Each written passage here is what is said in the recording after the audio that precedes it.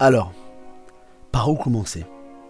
Pour moi, Altered Carbon est l'exemple parfait et la raison du pourquoi je ne fais jamais de critique après avoir vu seulement une saison. Et nous allons en parler dans cette vidéo.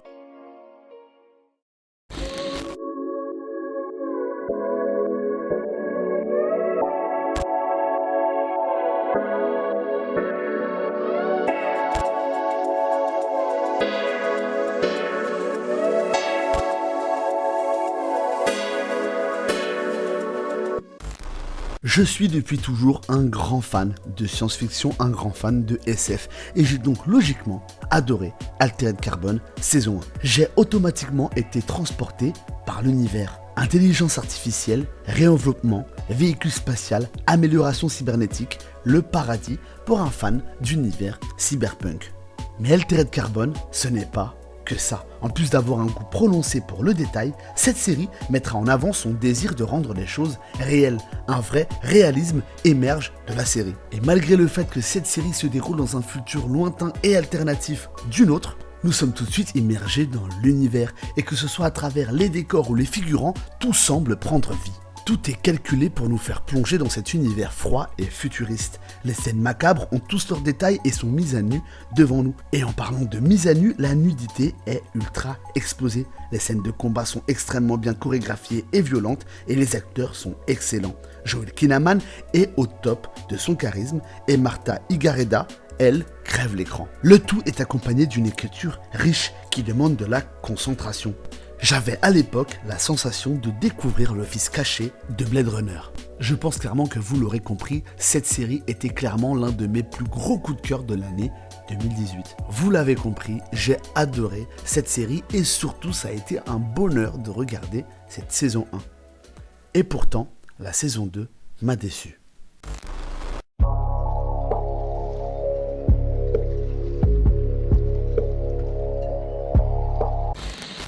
Le premier problème auquel j'ai été confronté pendant mon visionnage de la saison 2 est tout simplement ma quête d'identité. J'avais tellement apprécié et adoré les personnages de la saison 1 que j'avais du mal à m'en défaire. J'étais bloqué avec leur enveloppe. Et je tiens à préciser que mon problème n'a rien à voir avec le scénario. J'ai totalement conscience que dans cet univers, les enveloppes sont que fictives. Mais néanmoins, c'est indéniable, le spectateur que j'étais s'était attaché aux premiers acteurs. Et j'ai beau adorer Anthony Mackie, Joel Kinnaman me colle à la peau. D'autant plus qu'une partie de moi était encore en train de faire le deuil de Christine Ortega et de Vernon Elliott, car on comprend rapidement qu'on ne les verra plus dans cette saison. Et tout au long des épisodes, on est forcé de constater qu'ils ne reviendront probablement jamais. La question de leur développement, ce qu'ils sont devenus, ce qu'il s'est passé après le départ de Takeshi Kovacs, m'a hanté durant une bonne partie du visionnage de la saison 2. Ou encore des attentes personnelles qui se développeront jamais, comme la relation entre Christine et Takeshi. Et cette dure réalité et cette coupure aussi brutale, qui je le conçois rentre parfaitement dans l'univers, crée tout de même de la frustration. Mais dans mon cas, ce n'est pas de la bonne frustration, car elle m'a tout simplement détourné du scénario de la saison 2 pendant un bon moment. Pour faire simple, j'étais exactement dans le même état que Poe. Je ne pouvais tourner la page et ça faisait bugger mon système.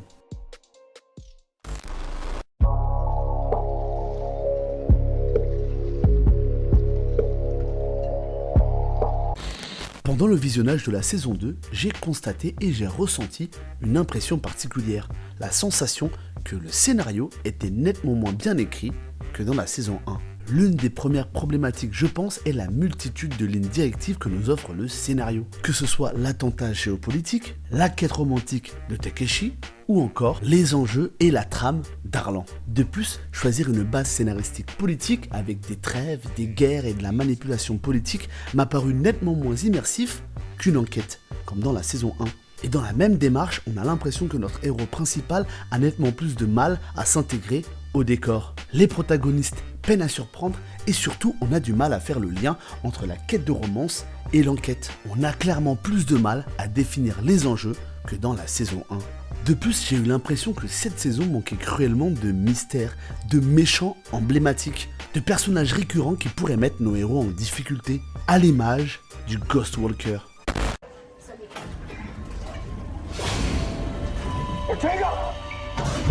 Mais à l'inverse, cette saison nous propose la gouverneuse d'Arlan. Et c'est triste à dire, mais elle peine vraiment à convaincre.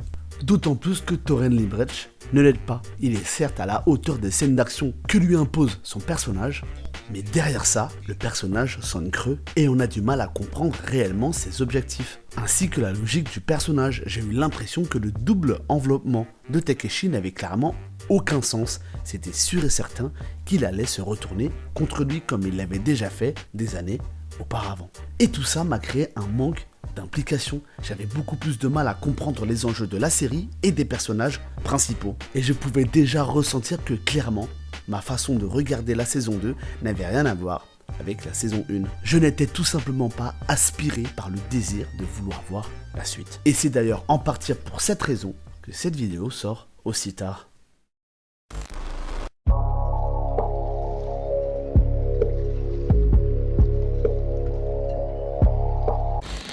Relativison, je suis certes déçu, mais néanmoins on peut quand même applaudir à la qualité des images et surtout la qualité des combats dans cette saison. L'essence même de la série reste le même et surtout on passe tout de même un très bon moment devant Altered Carbon saison 2. Et même si aujourd'hui j'ai clairement du mal à voir les enjeux que pourrait avoir cette saison 3, je pense que ce qui a fait défaut à cette saison 2 peut être aussi le point fort de cette saison 3. À vrai dire, à la prochaine saison, nous relancerons les dés, car une nouvelle fois nous aurons un nouveau Takeshi et surtout un nouveau casting.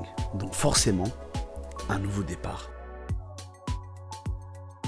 N'hésite surtout pas à donner ton avis sur la saison 2 toi aussi dans les commentaires, je me ferai un plaisir de te répondre et surtout abonne-toi si tu ne veux pas rater les prochaines analyses et réactions à chaud des séries Netflix.